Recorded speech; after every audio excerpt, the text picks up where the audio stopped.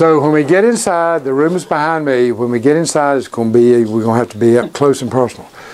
And remember, everything that produces the chimes and the music in the tower is located in this little room. So this is a very important, a very special room on this campus. Most people don't have any idea that it's even here, and most people never, ever have a chance to go in. So you guys are getting a really special treat today. All right, you ready? Office we're walking through. Come in. Okay, there are two pieces of equipment that produce the sound. One of those is on the wall right there.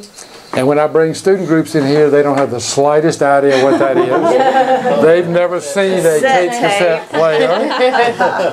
But if you put a tape cassette in the holder and you push the right buttons there and on the control unit over here, it will what is on that tape will be heard live on the bell tower. Now,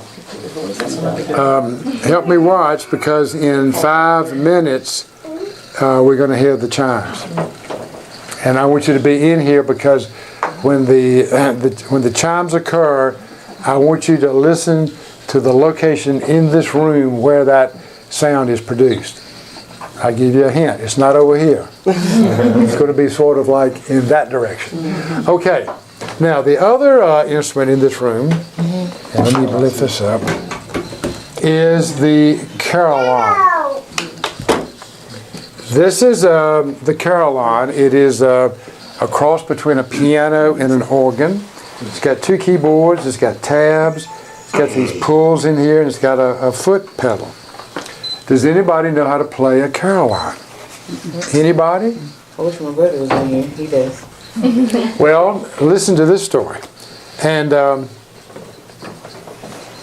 if we turned it on and somebody knew how to play it and we put the right buttons over here, what you played on this instrument would be heard live on the bell tower. That's awesome. Now, listen to this story.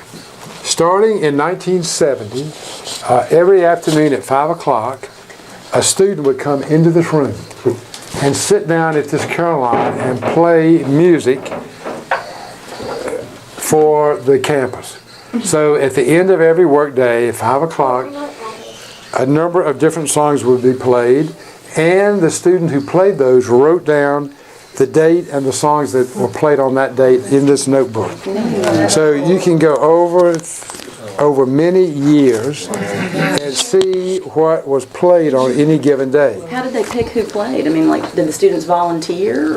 They had to be certified by the music department to certify that they could play. And back in those days, there were apparently 2 or 3 that would rotate doing this. So if you want to take a look at the book and pass it around, that's one book. And then when that one got filled up, they started this one, and the same thing happened. They went through all the years. All the songs were recorded. All this is handwritten. Most of the songs, well, a lot of the songs were religious, a lot were popular songs, and they usually ended with the alma mater or the fight song. Oh, sure, yeah, that's right. Now, look at this part of the story. On March the 7th, how about that? March the 7th, 1989, those songs right there were played in this room. And then, after that, there was no recorded music in this book. For over 20 years, there was no live music on the bell tower. Now, I don't know what happened. I don't know why the music stopped. The students may have graduated. The person in charge of this may have retired. I don't know. But at any rate, this was the last recording of music in the bell tower for over 20 years. And then in October of 2011, Alex Miller and Chris Gould and I came into this room, and in the meanwhile we'd gotten people down here to put the carillon back in working order, because over those years it became inoperable. So we got it back in working order, and on October the 10th at 5:30 in the afternoon, we came into this room, and Chris Gould, Associate Dean of the College of Sciences, played the alma mater live on the bell tower on this carillon live music for the first time in over 20 years. And I was in this room when he did it, and I had goosebumps. I mean, it was so incredible to hear that live music on the tower. So if you want to take a look at these books and pass them around. Okay, now, everybody quiet.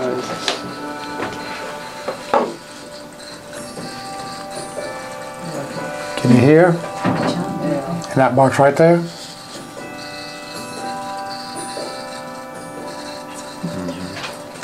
Hear it?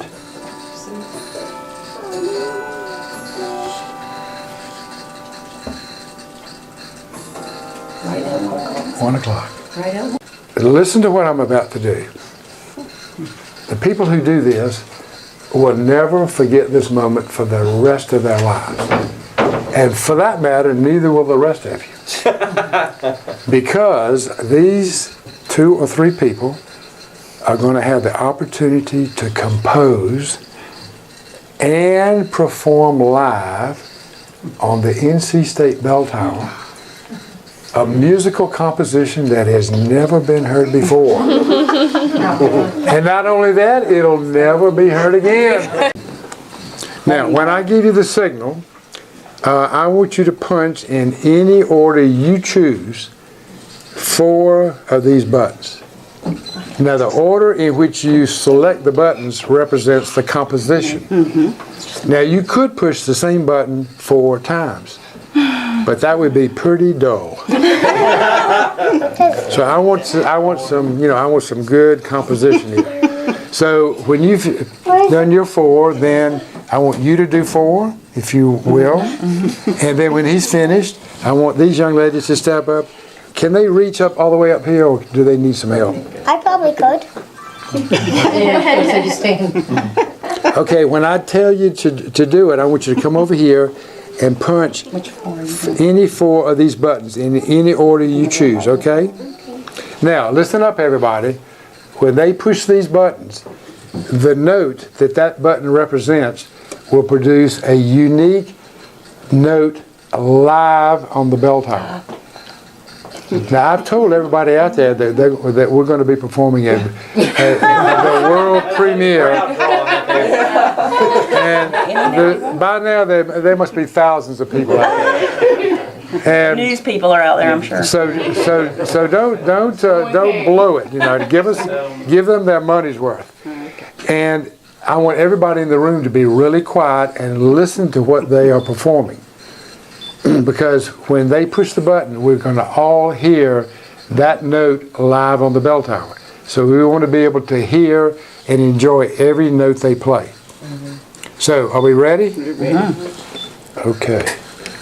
And don't go too fast. Give it a good tempo, a slow tempo.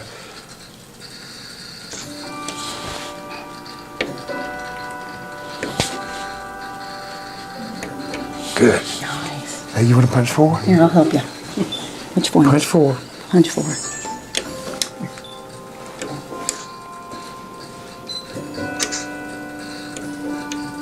Great. Hey, you want to punch? Punch any 4. Yeah, sorry.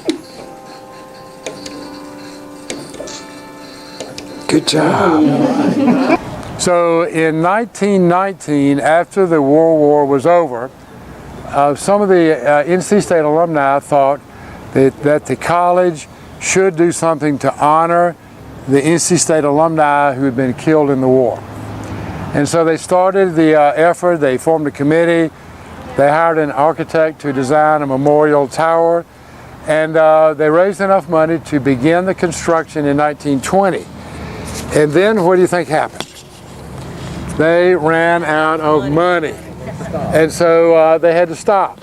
And the first time they ran out of money and stopped, the bell tower looked like the picture right above my fingers. Oh, wow. Stub. It was a bell stub, a bell base, a bell stump.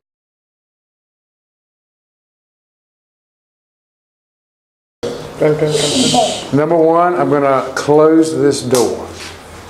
And don't worry, I'm not going to lock you inside.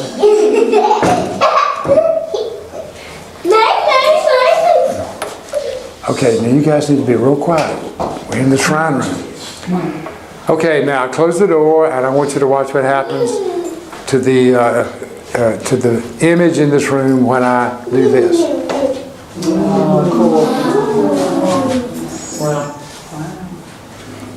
To me, this is the most beautiful view of the plaque and the shrine room.